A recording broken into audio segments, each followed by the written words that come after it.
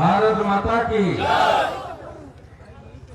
সমবেত অবস্থানে অংশগ্রহণ করা বিশ্বের সর্ববৃহৎ রাজনৈতিক দল ভারতীয় জনতা পার্টির কর্মী সমর্থক এবং শুভানুযায়ীবৃন্দ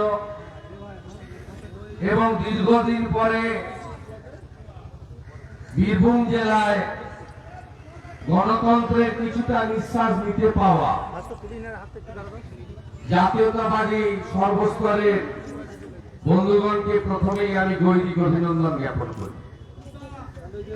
আপনারা জানেন যে আমাদের এই অবস্থান কর্মসূচি জেলা সভাপতি আগেই ঘোষণা করেছিলেন যে সিবিআই তদন্তের দাবিতে এক সপ্তাহ জুড়ে আমরা অবস্থান করব। আজকে তার সূচনা হবে, কিন্তু আমরা প্রথমেই আমাদের সংবিধানের একটা বড় পিলার বিচার ব্যবস্থা, সেই বিচার ব্যবস্থার প্রতি নতমস্তকে প্রণাম নিবেদন করি, কৃতজ্ঞতা জ্ঞাপন করি যে তারা সিবিআই তদন্তের নির্দেশ দিয়েছেন। সিবিআই গতকাল সন্ধ্যাবেলায় এফআইআর স্টার্ট করেছে এবং সিবিআই তার নিজস্ব পদ্ধতি রীতি অনুযায়ী এই ঘটনার পূর্ণাঙ্গ তদন্তের কাজে নেমেছে। তাই আমাদের অবস্থান কর্মসূচিকে আমরা আগামীকাল শেষ করব, দুদিনের করব। এই অবস্থান কর্মসূচিতে আমাদের সিবিআই তদন্তের দাবি আর থাকছে না, যেহেতু মহামান্য আদালত পূরণ করেছে। কিন্তু আমাদের দুটো দাবি এখানে থাকবে। একটা হচ্ছে পুরো ঘটনার জন্য যিনি দায়ী এই রাজ্যের অপদার্থ পুলিশ মন্ত্রী মমতা ব্যানার্জি, তাকে পুলিশের দপ্তর ছাড়তে হবে, তাকে পদত্যাগ করতে হবে। এটা আমাদের 1 নম্বর দাবি। আর 2 নম্বর দাবি হচ্ছে গোটা বীরভূম জুড়ে বছরের পর বছর ধরে যে খুন সন্ত্রাস এবং লুটের রাজনীতি যারা করছেন তাদেরকে কঠিনতম শাস্তি দিতে হবে। এই দাবিতে আমাদের এই অবস্থান 48 ঘন্টা ব্যাপী চলবে। এই অবস্থানের ব্যবস্থাপক আয়োজক এই সাংগঠনিক জেলা দলের সভাপতি ধ্রুব সাহা সহ তার পুরো টিম, লড়াকু সংগ্রামী নেত্রী মাহফুজা খাতুন মহোদয়া। মঞ্চে আছেন এই জেলা থেকে রাজ্যের সহ সম্মানীয় শ্যামাপদ মন্ডল মহোদয়, আমাদের দলের অত্যন্ত জনপ্রিয় নেতা, গ্রাসরুটের নেতা প্রাক্তন সভাপতি দুধ কুমার মন্ডল মহোদয়, মুর্শিদাবাদ জেলার প্রিয় সভাপতি ধনঞ্জয় ঘোষ এখানে এসেছেন। এর বাইরেও আমাদের শ্যাম সুন্দর গড়াই মহোদয়, অরূপ রতন সিনহা মহোদয়, কালোসোনা মন্ডল মহোদয়, রূপা মন্ডল, আশিস ঘোষ, নিখিল ব্যানার্জি, শ্রাবন্তী মুখার্জি, ঝলক মন্ডল, হেমন্ত ঘোষ, উত্তম ব্যানার্জি, উত্তম রজক, সঞ্জীব বাদ্যকর, শান্তনু মন্ডল, বিশ্বজিৎ সাহা, জয়শঙ্কর সিনহা, বাপ্পাদিত্য ঘোষ, মহিলা নেত্রী রেশমি দে, রীতা ঘোষ, রাখি মন্ডল, অর্চনা রায়, মিঠুজি, পলাশ মিত্র এবং আমাদের সর্বোপরি মহারাজ এখানে আছেন, তাকে ধন্যবাদ জানাই।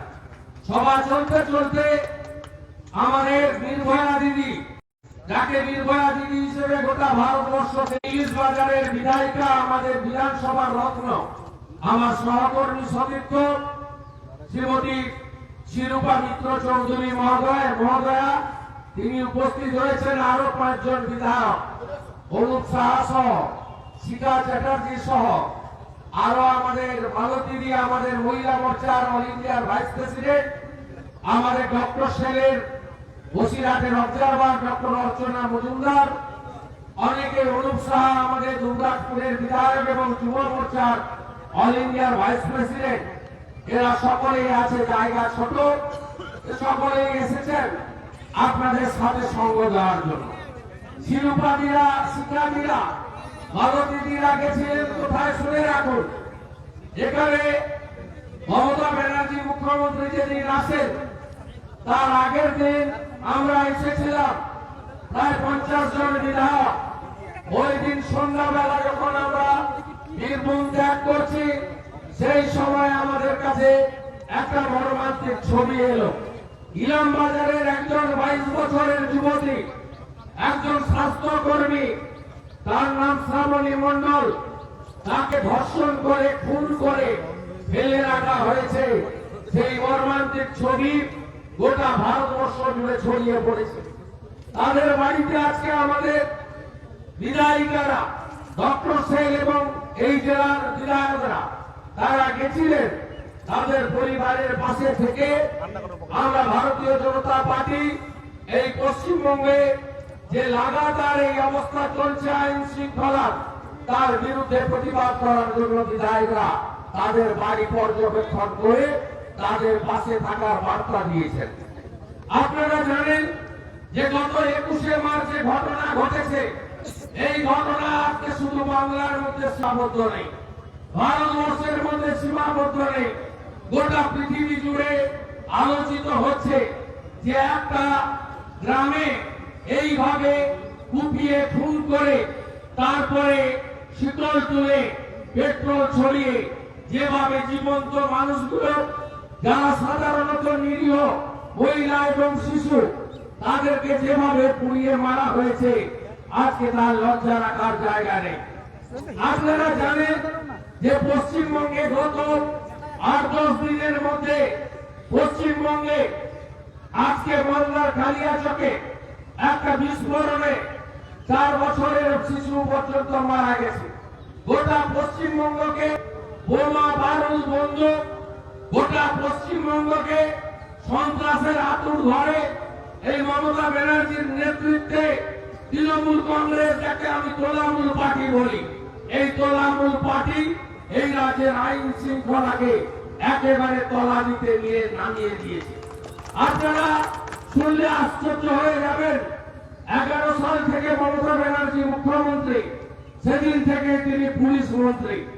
একদিনও বিধানসভায় স্বরাষ্ট্র দপ্তরে প্রশ্ন উত্তরে তিনি অংশগ্রহণ করেননি। বিধানসভায় বিধায়কদের আইন শৃঙ্খলা জড়িত কলিং অ্যাটেনশন বলুন, মেনশন বলুন, যে প্রক্রিয়া আছে সেই প্রক্রিয়ায় মমতা ব্যানার্জির কোন উত্তর কেউ পায়নি। এমনকি 2021 সাল পর্যন্ত রাজ্যের সবচেয়ে গুরুত্বপূর্ণ দপ্তর অর্থ দপ্তরের পরে স্বরাষ্ট্র দপ্তর, তার বাজেটও বিধানসভায় আলোচিত হতো না। এবারে প্রথম আলোচিত হয়েছে ঝালদা এবং পানিহাটিতে নির্বাচিত কাউন্সিলররা প্রকাশ্যে খুন হওয়ার পরে খেলায় না পড়লে বিড়াল গাছে ওঠে না। তাই এবারে প্রথম আলোচনা তিনি করেছেন। আলোচনা করতে গিয়ে তিনি পশ্চিমবাংলার আইন শৃঙ্খলার কথা, পুলিশের নিরপেক্ষতার কথা, বাংলাকে কি করে বাঁচানো যাবে, কি করে বাংলাকে আরো সুরক্ষিত করা যাবে তার কথা বলেননি। মোদীজিকে আক্রমণ, বিজেপিকে আক্রমণ, নাড্ডাজিকে আক্রমণ, বিরোধী দল বিজেপিকে, আমাদের বিধায়কদের, বিরোধী দলনেতাকে পার্সোনাল আক্রমণ করতে তার বরাদ্দ 30 মিনিট তিনি খরচ করেছেন। তার পরবর্তী সময়ে আপনারা এই ঘটনা এখানে দেখেছেন যে এখানকার উপপ্রধানকে খুন করেছে কারা? তৃণমূল কংগ্রেসের লোকেরা। উপপ্রধানকে খুন করেছে বখরার গন্ডগোল নিয়ে, বখরার তোলার ভাগ নিয়ে। খুন হওয়ার পরে আজকে তার পরবর্তী সময়ে কিভাবে 1.5 ঘন্টার মধ্যে গোটা গ্রাম জুড়ে সেই বাইক বাহিনী, যে বাইক বাহিনীর কথা দুধকুমার মন্ডল, শ্যামাদা, একটু আগে ধ্রুব সাহা এরা বলছিল, এই বাইক বাহিনী ব্যবহার করে 2018 সালে পঞ্চায়েতের নির্বাচনে পুরো বীরভূম জেলাকে বিরোধী শূন্য করা হয়েছিল, শুধু মল্লারপুরের একটা জিপি বাদ দিয়ে। আপনারা জানেন পরবর্তী সময়ে 19 সালে লোকসভা নির্বাচনেও যে বুথগুলোতে সেন্ট্রাল ফোর্স ছিল না, রাজ্য পুলিশ ছিল, সিঙ্গেল বুথগুলো, সেই বুথগুলোতে এই লোকগুলোকে দিয়ে লুট করানো হয়েছে। এই লোকগুলোকে দিয়েই 2022 সালে পৌরসভা নির্বাচনে বোলপুরে বলুন, সাঁইথিয়াতে বলুন, রামপুরহাটে বলুন, দুবরাজপুরে বলুন, সিউড়িতে বলুন, প্রত্যেকটা পুরসভাতে আজকে লুট করানো হয়েছে। প্রথম থেকে বিরোধী দলের প্রার্থীদের আটকানো, বোলপুরে দোকানের ভিতরে ঢুকে তালা লাগিয়ে রাখা, তারপরে 2-5 জন 7 জন যারা থেকে গেছেন তাদের বাড়িতে একবার বাইক বাহিনী খোলা পিস্তল নিয়ে বাড়ির সামনে গুলি চালায়, তারপরে পৌঁছে যায় পুলিশ যে কালকে তোমাকে তুলতেই হবে, নইলে গাঁজার কেস দেব। এই করে গোটা বীরভূম জেলায় বিরোধী শূন্য পুরসভা তৈরি করেছে এরা। অথচ আপনি যদি 2014 লোকসভা দেখেন, 2019 লোকসভা দেখেন, 2021 বিধানসভাও দেখেন, তাতে দেখবেন এই বীরভূম জেলার শহর এলাকা, পৌর এলাকার অধিকাংশ ওয়ার্ডে ভারতীয় জনতা পার্টি এগিয়ে আছে। মানুষের আশীর্বাদ বিজেপির সঙ্গে আছে। তাই এই জেলায় গণতন্ত্রকে ধ্বংস করে একদলীয় শাসনতন্ত্র কায়েম করা হয়েছে। আর এটা হয়েছে কার প্রশ্রয়ে? মুখ্যমন্ত্রী মমতা ব্যানার্জির প্রশ্রয়।